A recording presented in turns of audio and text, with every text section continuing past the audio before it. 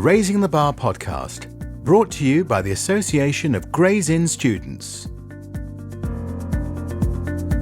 Hello, my name is Ciara Church and welcome to this episode of Raising the Bar. Today we're going to be talking to Kelly Yu, our AGIS treasurer. We're going to be talking about the bar course providers, our journey to the bar, and everything that we've learned along the way. So Kelly, could you just give us a little overview of your journey to the bar and what area of law you're interested in? Yeah, of course. So I'm originally from Hong Kong. I came to the UK and studied a degree in English literature from Durham. I realized during my English degree that I wanted to pursue a career in law, and so I did the kind of 2-year undergraduate degree in law at Cambridge. I was lucky enough to get a Gray's Inn scholarship for the bar course, which I'm finishing up this year, and I was even luckier to get pupillage while I was on the bar course, so I'll be starting pupillage in October 2023. That's absolutely incredible. Congratulations on pupillage. Thank you. I do have some questions about the Cambridge Law degree. Is that kind of like the GDL or is it a whole different thing? So it is actually a full undergraduate degree in law, but it's condensed into 2 years.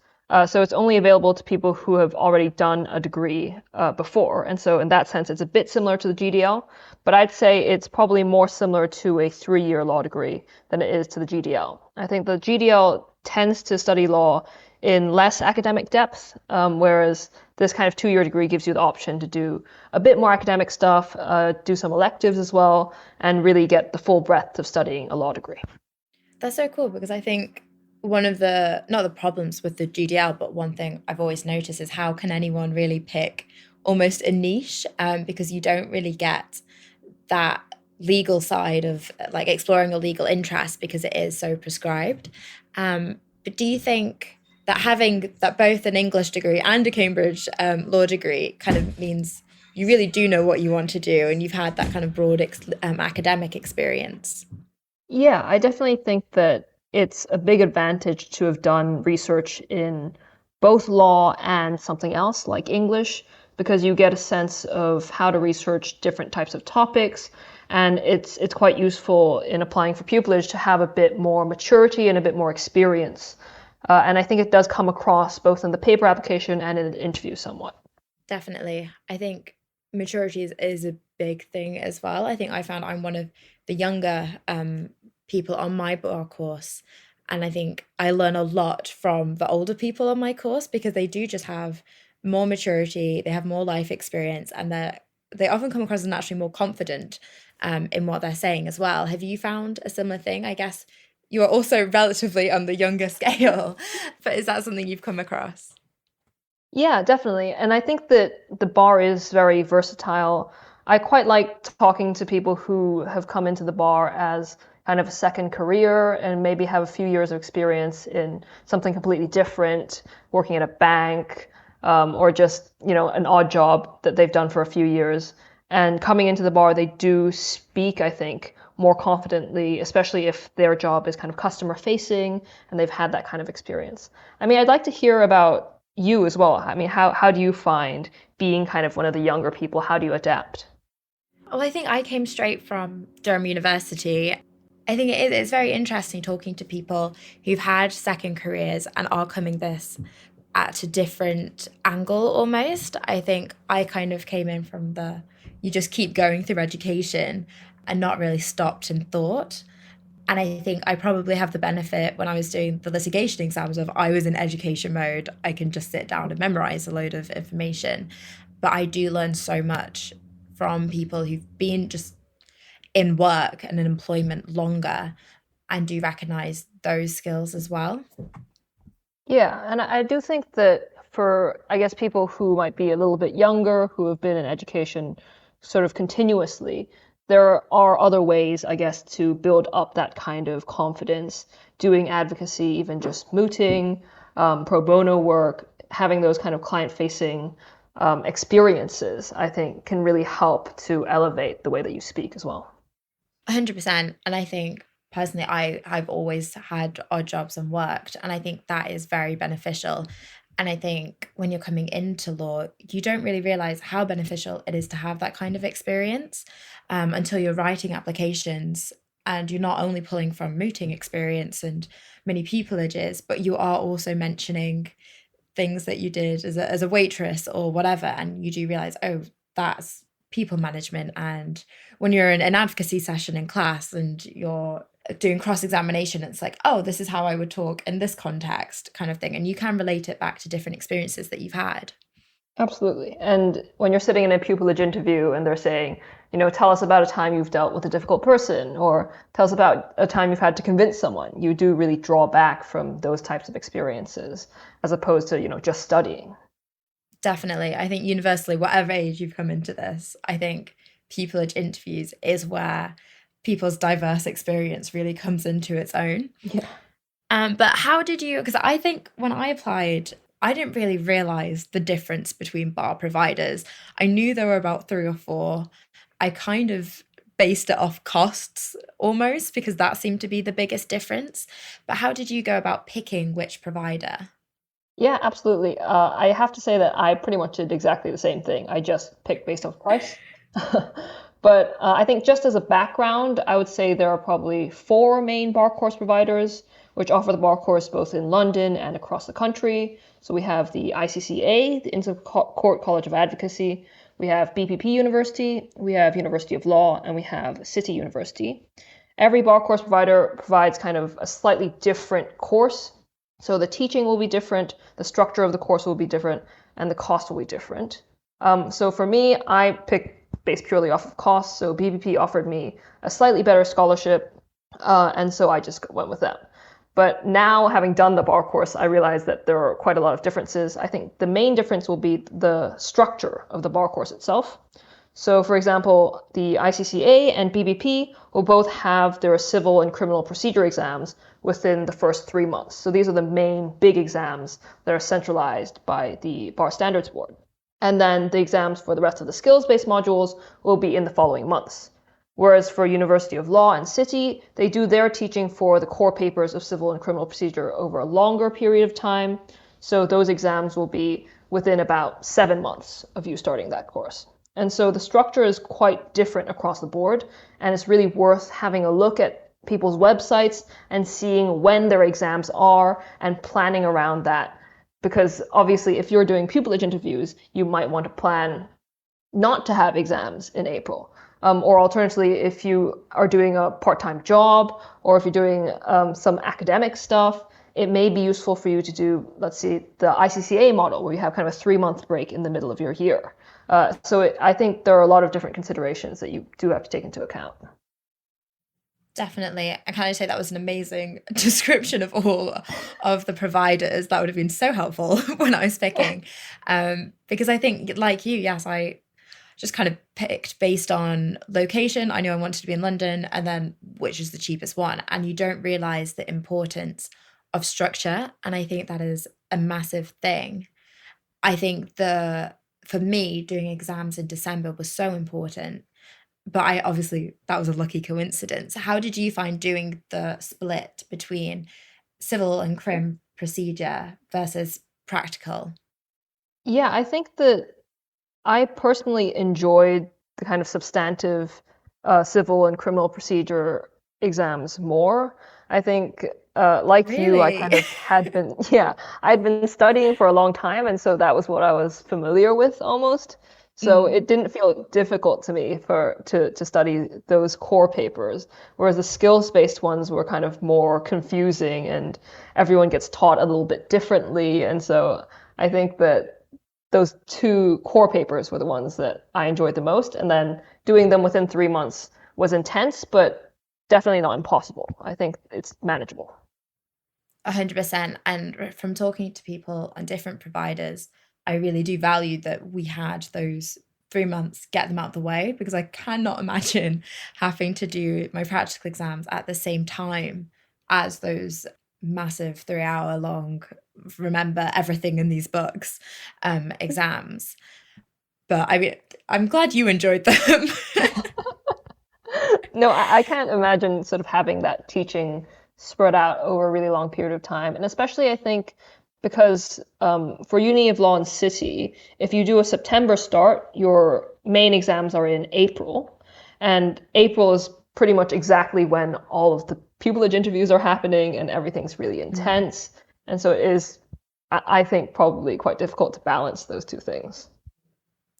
I'm assuming you didn't do a master's incorporated in your bar course, but was that a consideration for you?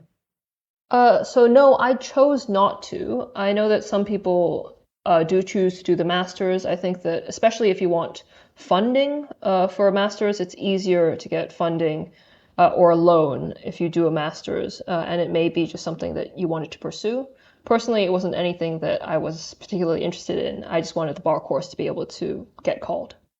Definitely. And I think you're right in that it's a financial consideration. Most people I've spoken to who chose to do the masters, it was for the purposes of the loan. Other people do just genuinely really want to do a master's in something. My course provider, ICCA, they don't offer the masters, so I didn't have that choice.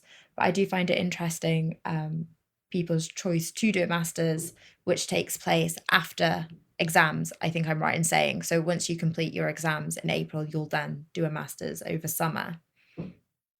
Yes, I think that's how I understand it as well. So I think that if you do choose to do a master's, you would probably complete the main bar course element, and then over the summer you would write something like a master's dissertation on a particular research topic of your choice, and then that would be your master's completed.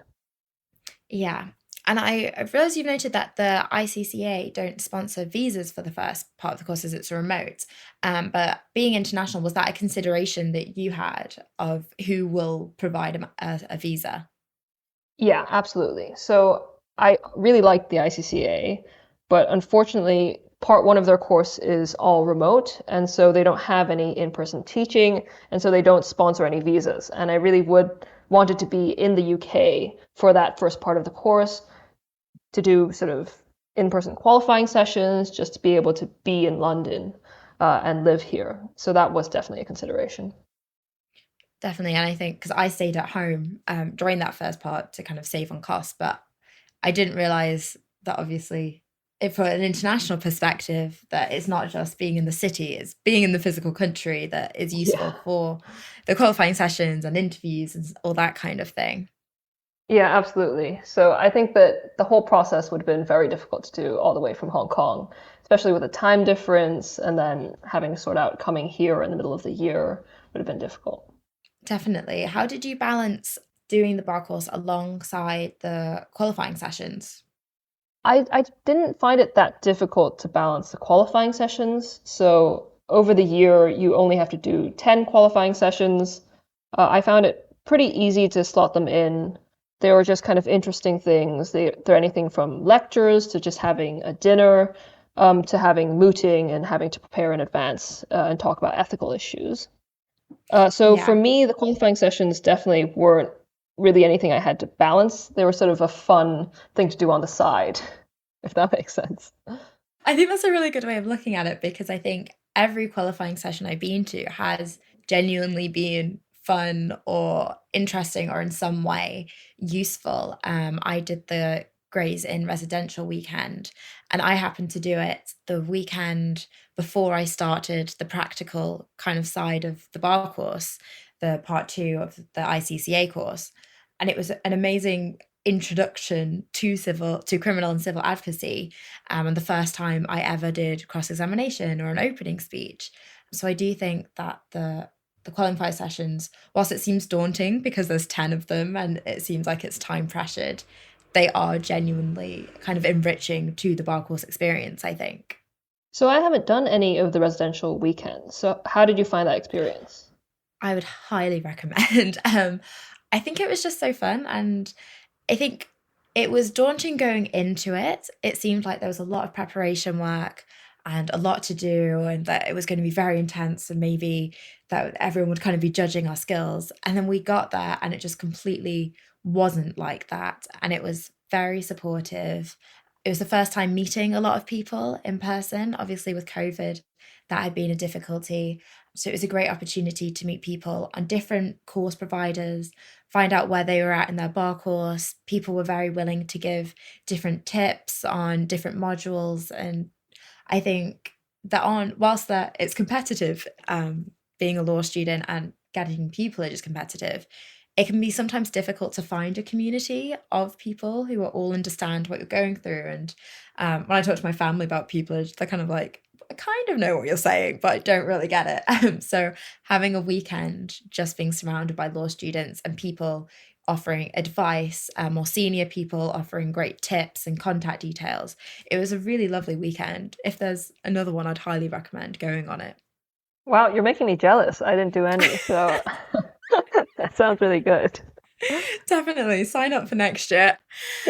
But maybe we'll start with the litigation side. Do you have any advice for perhaps revision or textbooks that people should kind of go out and either get from the library or worth investing in? Right. So I know everyone does this very differently, so I'd love to hear your perspective on this as well. So for the substantive papers, I really only revised via the Blackstones and the White Book. So I think every bar course provider will give you both the Blackstones and the White Book as part of your course. And so the BSB will centralize all of these exams and base their syllabus based on provisions in the Blackstones and in the White Book. And the syllabus will lay out every single provision of the White Book and of the Blackstones, all the commentary, all the rules that you need to know. And so literally all I did when revising is I went through all of those provisions. I made notes.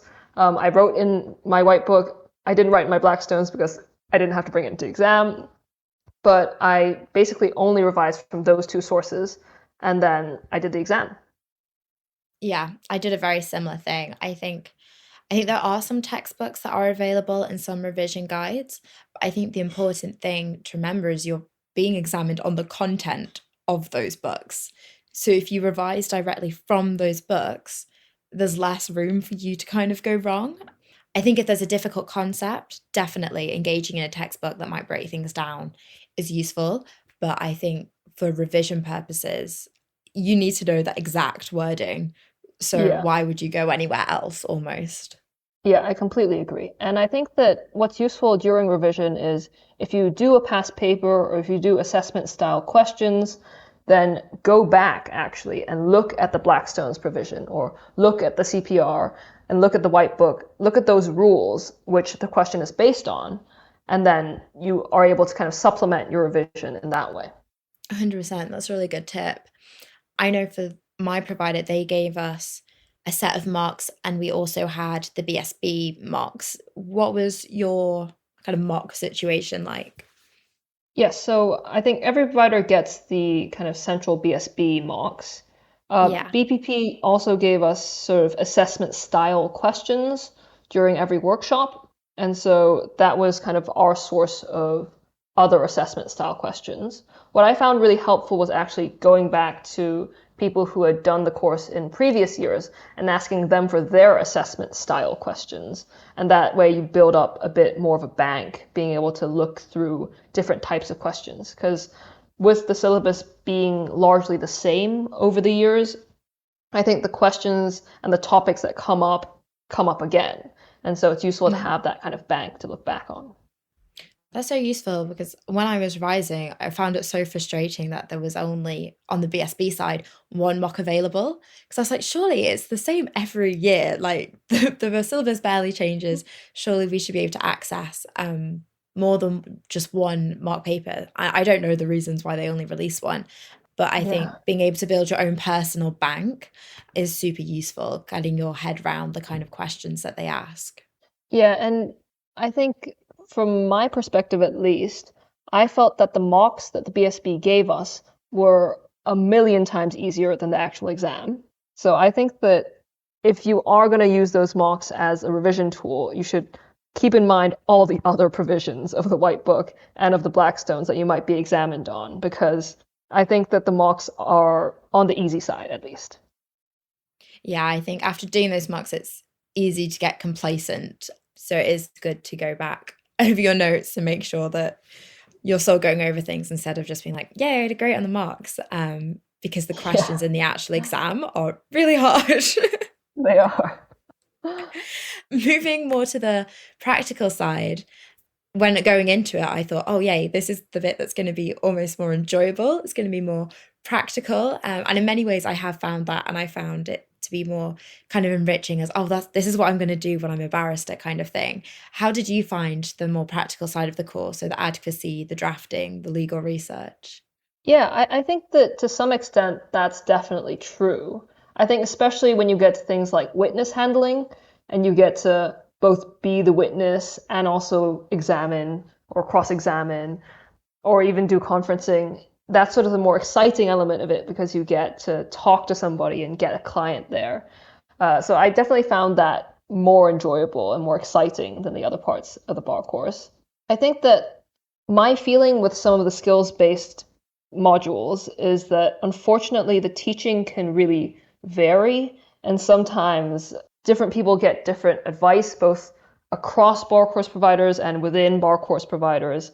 And so my advice would be really to talk to your module lead, try to really hone down on what you really are supposed to do, and look at the mark scheme as well.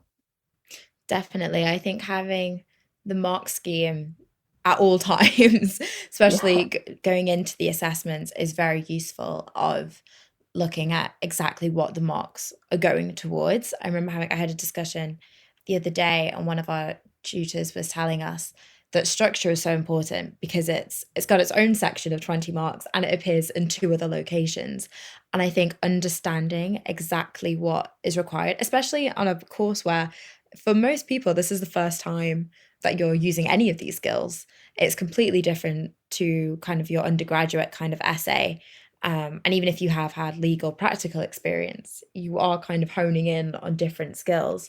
So I think having that assessment guide and the mark scheme with you is so, so useful. So you can literally just tick off some of the boxes of, okay, have I done all of the formalities of this piece? Yeah, and I think with the skills-based papers, you also have to watch out for fatal flaws. So you can't do something which I think they term as so negligent that you might be sued, essentially. And Yeah. so things like that in conferencing might be you've given them the wrong advice on plea, or you haven't advised them that there's a risk of being imprisoned for this offense. And so even if you work really hard and do really well, you could still fail based on a fatal flaw. So those are things kind of to watch out for. Yeah, that just reminds me that on our courses where it's split between part one and part two, you have to take everything you learn from part one into part two. Like our tutors are constantly reminding us because whilst there is these practical skills, at the end of the day, you still need to know the law. And if you do commit a fatal flaw, you won't be able to pass the exams. And I think having that refresher of the part one course around part two exam time is hugely helpful to kind of avoid very simple things that you almost should know better to avoid those fatal flaws. Ciara, I wonder if it would be useful for you to kind of summarize what I guess the practical or the skills-based papers even are. For sure. So I'm about to do them in a few weeks. So on part two, you have different modules. So you have your drafting module, legal opinion and research, civil advocacy, criminal advocacy, conference, and we have our professional ethics. So the professional ethics is very similar to litigation. It's a few hours exam and it's multiple choice. And then you have the more practical modules, the first five. So for drafting, that could be a particulars of claim, it could be a defense and counterclaim, and they're relatively short documents that you have to draft, and it's a 24-hour exam at the moment. I think in the future that may change, but at the moment that's a 24-hour exam. The legal opinion and research writing is a week-long exam, and that is a big research task. But I think the tricky thing about that one is you're directing your advice to a client. So whilst you have to have the law right and you have to research well, you also have to turn that information into something that can be easily read by a client and easily understood so that they can make decisions and do the necessary steps. And practical steps is a part of the mark scheme. So, what is your practical advice to that client? What more information is needed? If we're at a trial, what's going to happen in that trial? What does the client need to know? And then civil advocacy is a submission. So, you would have to do a summary judgment submission, and a skeleton argument would go alongside that. And then criminal, the assessment is a examination in chief and cross-examination.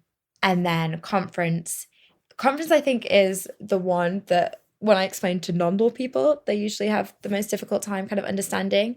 And it's basically going into someone who is facing a criminal trial, and you have to explain to them what the offense they're faced with is, get their input of what they think happened, or the incident, what they believe their actions to have been, and then give them advice based on what they've just told you on their plea, on what sentencing is going to look like, and then again give them practical advice of what's going to happen next.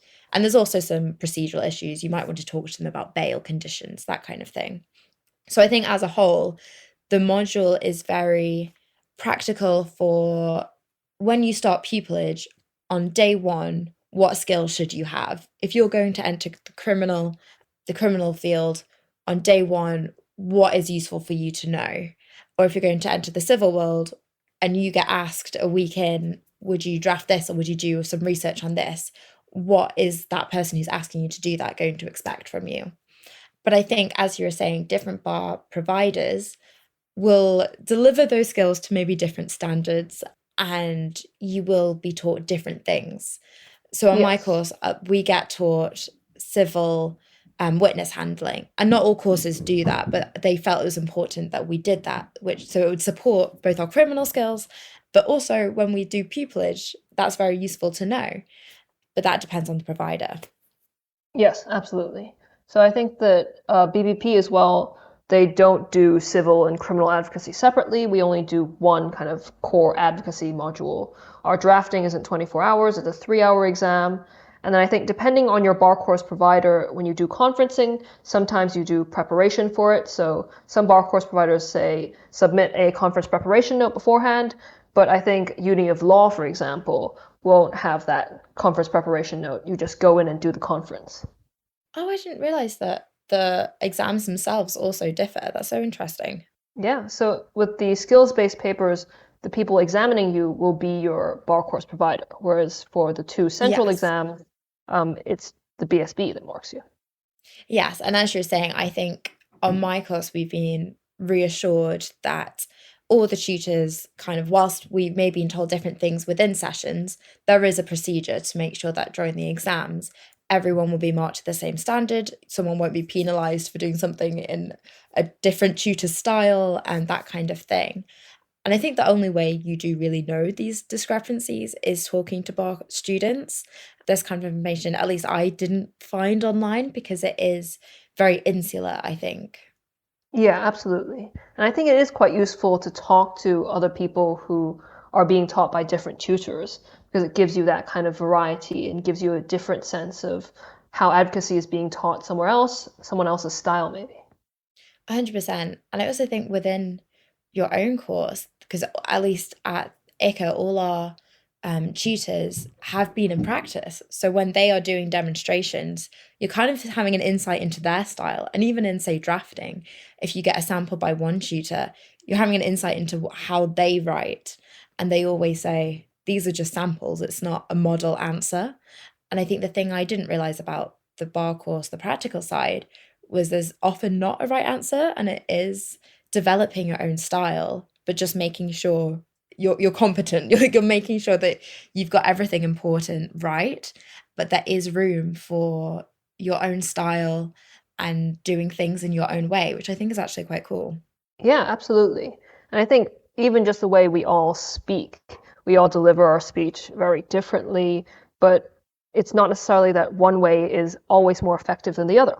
100%. I think that's so important in criminal advocacy.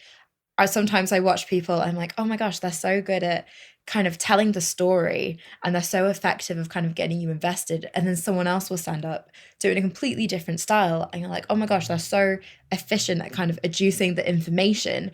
And you can learn, I think, so much from watching other people and learning from their mistakes as well. Yes, absolutely. I wonder, have you given sort of a little summary of the two core papers as well? Do you want to maybe do that as well? The litigation papers? Yeah, civil and criminal procedure. Okay, I'll do a brief summary of the litigation exams.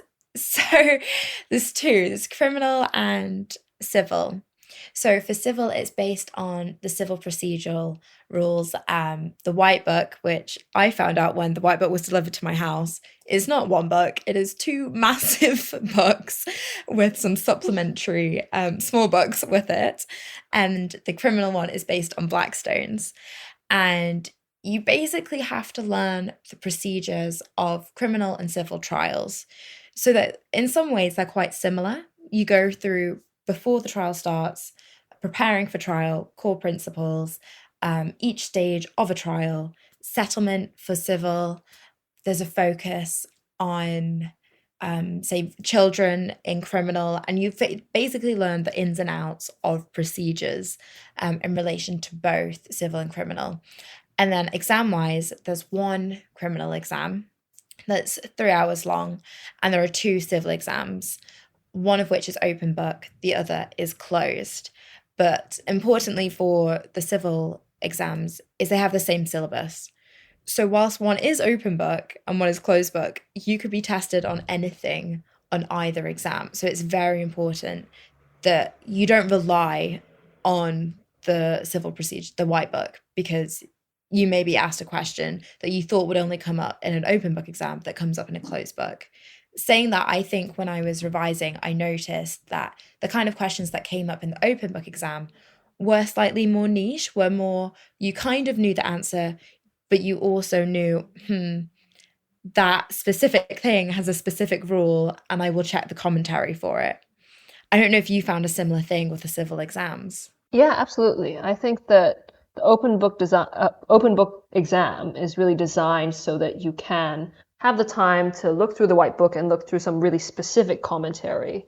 And so it almost operates as a reading comprehension exercise. You go to the specific provision in the White Book and you're able to answer the questions like that. Exactly.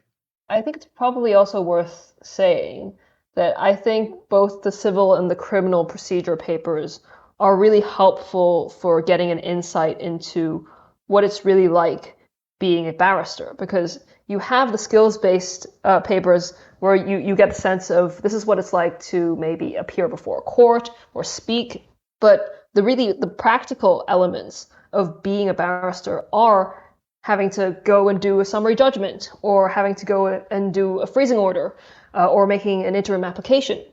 And those are, I think, things which aren't really covered in a law degree. You don't really learn about those things while you're studying law. You're learning the substantive things like contract and tort and criminal. You're not learning about what are the time limits for making this application. How do I make this application? What are the rules for making this application? So I think that's really useful to learn on the bar course, and also really useful information to retain when you're applying for pupillage, because those things can come up. You could be asked in a pupillage interview to do a security for costs application or something else like that, and having that experience is really useful.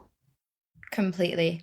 I think at least I went into the bar thinking, I want to be in this area of law and these are the reasons, and I have this academic interest. And then it wasn't until I started on the bar court and I was like, oh no, this is the reality of the bar. These are the applications that I'm going to be making, regardless of what area of law I go into. This is the practical information that I need to know, and this is going to be my day to day, which I think is important for people coming to the bar to realize that it's not just a means to an end.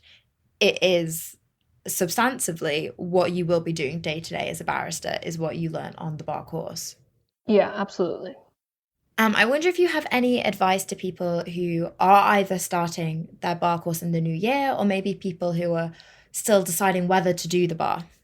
Hmm, that's an interesting question.